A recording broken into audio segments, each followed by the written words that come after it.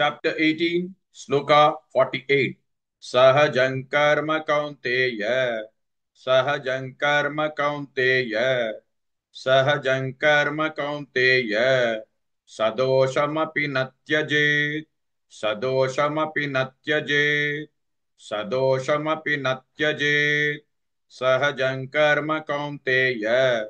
Sadoshamapi natyajet. Sahajang karma kaunteya.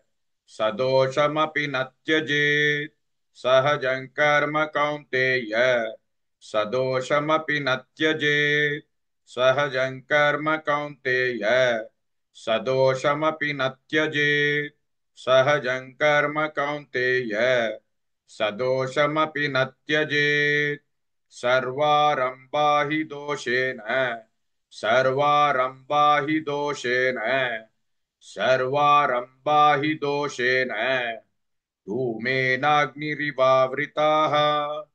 धूमेनाग्निरिवावृताः धूमेनाग्निरिवावृताः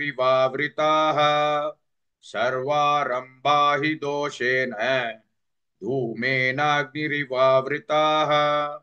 सर्वारम्भा हि दोषेण धूमेनाग्निरिवावृताः सर्वारम्भा हि दोषेण धूमेनाग्निरिवावृताः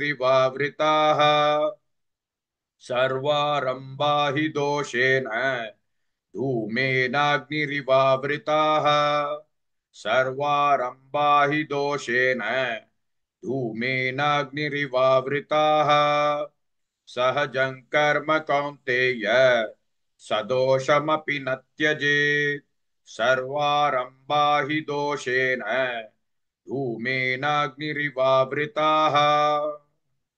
Please like and share this video because you could be instrumental in helping someone around the world recite the Srimad Bhagavad Gita, thereby helping them to have a life of unending opulence, victory and prosperity.